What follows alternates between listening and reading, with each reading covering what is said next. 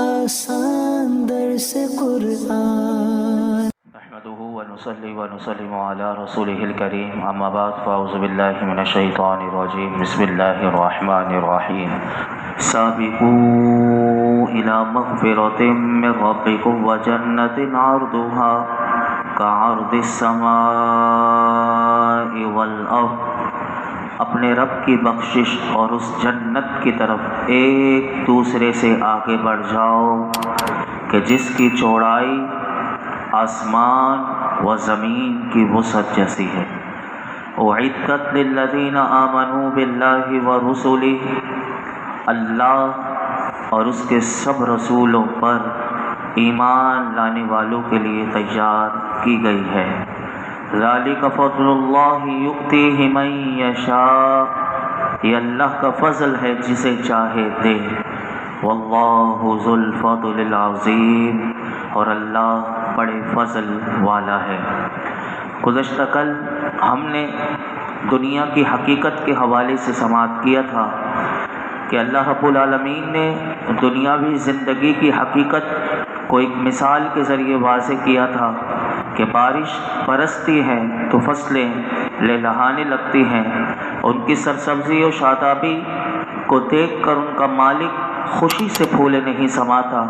اور دیکھتے ہی دیکھتے وہ جو لہلہا رہی تھی فصل وہ ماند پڑ جاتی ہے، اس کی تازگی ماند پڑ جاتی ہے، وہ خشک ہونے لگتی ہے، اور پھر اس کا رنگ جو ہے وہ زرد ہو جاتا ہے، اور پھر وہ ریزہ ریزہ ہو کر گھر پڑتی ہے۔ اللہ رب العالمین نے یہی اس مثال میں سمجھانے کی کوشش کی کہ یہی حال دنیا کی زندگی کا ہے کہ جب انسان جوانی، اس کی جوانی کا آغاز ہوتا ہے تو انسان کا چہرہ جو ہوتا ہے وہ بڑا دلکش ہوتا ہے، جسم قوت و توانائی سے بھرپور ہوتا ہے، اس کے جسم کے انگ انگ سے زندگی پھوٹ پھوٹ کر باہر نکل رہی ہوتی ہے، اور جب جوانی بڑھاپے کی طرف بڑھتی ہے تو رنگت بدل جاتی ہے۔ وہ چہرہ کہ جو دلکش تھا اسی چہرے پر جڑیاں نمودار ہو جاتی ہیں، ہاتھ پاؤں جو طاقت کا مظاہرہ کر رہے تھے ان ہاتھ پاؤں میں خارا شگافی کی قوت باقی نہیں رہتی۔ وہ دل جو جذبات سے، جس دل میں بڑی توانائی تھی، جذبات تھے، فرمایا اس دل میں شیرا پیگنگی کے ولولے سرد پڑ جاتے ہیں۔ آخر کار وہ انسان جو طاقت و قوت سے بھرپور تھا تو فرمایا کہ ضعیف ہونے کے ساتھ ساتھ اس کو تو بستر پر اپنا پہلو بدلنا بھی اس کے لیے دشوار ہو جاتا ہے، یہاں تک کہ موت کا جھونکا اس کے چراغ زیست کو ہمیشہ کے لیے بجھا دیتا ہے، اور اس کے ساتھ ہی کہ جو اس کی جوانی کے ٹھاٹ باٹ تھے، عزت و احتشام تھا، کر و فر تھا، اسی انسان کا پھر جنازہ اٹھ جاتا ہے۔ اسی طرح دنیا میں زندگی میں اگر رنج و الم میں بھی مبتلا رہا تو بھی اس کا خاتمہ ہو جاتا ہے۔ جو آج میں نے آیت کریمہ آپ کے سامنے پڑھی، یہاں اس آیت کریمہ میں دنیا کے طلبکاروں کے درمیان، کیونکہ دنیا میں ایک دوسرے کو دیکھ کر کمپٹیشن انسان کر رہا ہے اور بس میں اس سے آگے بڑھ جاؤں، اور مقابلے بازی دنیا میں لگی ہوئی ہے، تو فرمایا ایک دوسرے سے اس میدان میں دنیا میں لوگ ایک دوسرے سے آگے بڑھنا چاہتے ہیں، اور وہ کس چیز میں؟ فرمایا کہ وہ دوسروں سے زیادہ مال جمع کرنے میں، اپنا محل ہے، اپنا گھر ہے تو اس کو عالی شان سے عالی شان کرنے میں، اس کو آراستہ کرنے میں انسان آگے بڑھ رہا ہے۔ اے آخرت کے طلبگاروں، اب جو آیت کریمہ جو میں نے آپ کے سامنے پڑھی، اللہ نے دنیا والوں کا یہ بتانے کے بعد اب جو آخرت چاہتے ہیں، جن کی نظر میں آخرت ہے، تو اللہ رب العالمین نے ارشاد فرمایا اے آخرت کے طلبگاروں، اللہ کی مغفرت حاصل کرنے کے لیے دوسروں سے آگے بڑھنے کی کوشش کرو۔ کیوں؟ فرمایا کہ وسیع و عریض جنت جسے اللہ نے اپنے نیک بندوں کے لیے آراستہ کر رکھا ہے، اس کی بہاریں تمہارے لیے چشم برہ ہیں، وہاں کی حوریں پھولوں کے گجرے پروئے ہوئے تمہاری راہ دیکھ رہی ہیں، اور فرمایا کہ کوشش کرنا تمہارا کام ہے، منزل مقصود تک پہنچانا تمہیں اللہ کا کام ہے اور اللہ کے فضل اور احسان پر موقوف ہے۔ فرمایا کہ جو سچے دل سے اس کی راہ کی طلب میں چل پڑتے ہیں، جو خلوص سے اس کی خوشنودی کے طلبگار ہوتے ہیں، فرمایا کہ اللہ کی رحمت انہیں مایوس نہیں کرتی اور اس کا فضل جو ہے وہ عظیم ہے، اس کی نعمتیں بے شمار ہیں کہ دنیا میں بھی انسان اس کی نعمتوں کو نہیں گن سکتا، اور قیامت کے دن کی تو جو اس کی نعمتیں ہیں وہ تو بہت ہی زیادہ ہیں۔ اسی لیے اللہ رب العالمین نے اس آیت کریمہ میں کتنا بڑا پیغام دیا ہے کہ دنیا کی زندگی بہت قلیل ہے لوگوں، اس لیے وہ اعمال کرنے میں جلدی کرو اور ان میں ایک دوسرے سے آگے بڑھ جاؤ کہ جس کی وجہ سے تمہیں کل قیامت کے دن اللہ کی بخشش اور اس کی جنت کے تم حقدار ٹھہرو۔ فرمایا کہ جنت کیسی ہے، تو فرمایا اس کی چوڑائی تمہیں بتا دیتے ہیں، اس کی لمبائی تو نہیں بتا سکتے کہ لیکن چوڑائی بتائی کہ اس جنت کی چوڑائی کتنی ہے، تو فرمایا کہ ساتوں آسمان ساتوں زمین،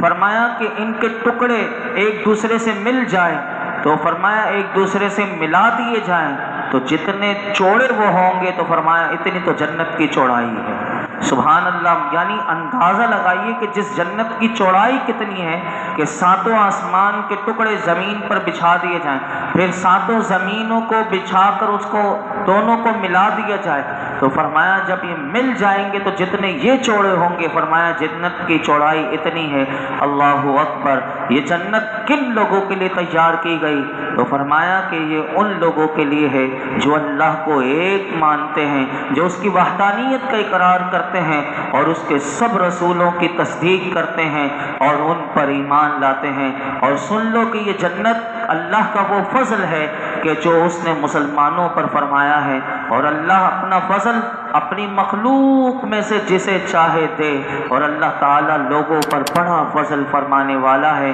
کہ اسی نے دنیا میں لوگوں پر رزق کو وسیع کر دیا اور انہیں نعمت دنیا میں دی اور انہیں شکر کے مقامات کی پہچان بھی کروا دی کہ دیکھو یہ میرا فضل ہے، یہ میری نعمت ہے، تم یہاں شکر کرو۔ اور فرمایا کہ پھر اپنی اطاعت اور فرما برداری کرنے پر آخرت میں انہیں وہ جزا عطا فرمائی کہ جو اس نے اطاعت گزاروں کے لیے تیار فرمائی ہے، اور اس کا کچھ جو ہے وہ وصف اس آیت کریمہ میں بیان کیا گیا۔ اس آیت کریمہ میں ایک بات بڑی غور طلب ہے، وہ کیا ہے؟ اگر آپ دیکھیں تو مغفرت کا ذکر اس آیت کریمہ میں آیا کہ فرمایا کہ اللہ اپنے رب کی بخشش، سابقو الی مغفرہ، یعنی اس آیت کا جو آغاز ہوا تو فرمایا کہ اپنے رب کی بخشش اور اس جنت کی طرف ایک دوسرے سے آگے بڑھ جاؤ۔ تو یہاں سے علماء نے فرمایا کہ دعائے مغفرت یعنی یہ نہایت محبوب شے ہے، ہر مسلمان بندے کو اپنی بخشش کی دعا ہر وقت کرنی چاہیے۔ اللہ ہمیں بخش دے، اللہ ہمیں بخش دے، یہ دعا انسان کو بار بار کرنی چاہیے۔ اور اگر گناہوں سے توبہ کر کے ہو، یعنی انسان گناہوں سے توبہ کرے اور پھر اللہ سے یہ دعا مانگے، تو علماء کہتے ہیں کہ یہ نور علی نور ہے، اور بارگاہ مصطفیٰ میں اگر جسے حاضری کی سعادت مل جائے تو پھر وہاں جا کر اپنی بخشش کی دعا کرے۔ تو یہ تو قرآن نے خود ہمیں بتایا ہے۔ دیکھیے قرآن ہمیں بار بار کیا کہتا ہے، وَاسْتَغْفِرُ اللَّهَ، یہ قرآن میں کئی بار آیا، اللہ سے بخشش مانگو۔ اب کسی کو نہیں بھی آتا تو یہ جملے قرآن نے سکھا دیے کہ کیسے مانگنی ہے، استغفر اللہ، اے اللہ میں تجھ سے بخشش مانگتا ہوں، استغفر اللہ، یہ قرآن کا لفظ ہے۔ فرمایا ان اللہ غفور الرحیم، بے شک اللہ بخشنے والا مہربان ہے۔ جب بندہ استغفر اللہ کہے تو آگے کی آیت بھی ذہن میں رکھے، یعنی اللہ سے جب بخشش مانگ رہا ہے تو استغفر اللہ کہے تو اپنے ذہن میں یہ آیت کریمہ بھی رکھے، ان اللہ غفور رحیم، کہ بے شک اللہ بخشنے والا مہربان ہے۔ اور اس کے ساتھ اس حدیث پاک کو بھی ملا دے، یعنی اپنے ذہن میں جب اللہ سے بندہ مغفرت مانگے تو اس حدیث پاک کو بھی ذہن میں رکھے، مایوس نہ ہو، گناہ ہو جاتے ہیں انسان سے۔ اب دیکھیے حدیث پاک میں کیا آتا ہے، ترمذی شریف کی حدیث ہے